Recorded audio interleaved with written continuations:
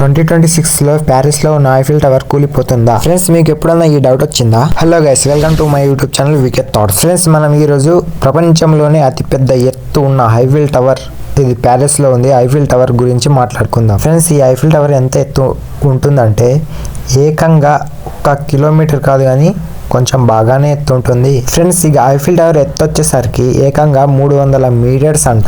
300 metres అంటే మామూలు కాదు. ప్రపంచంలోనే అతిపెద్ద ఎత్తు ఉంటుంది ఈ ఐఫిల్ టవర్. మన Indians are other countries Paris లోకి వెళ్తే ఖచ్చితంగా ఈ ఐఫిల్ టవర్ ని చూడాల్సిందే.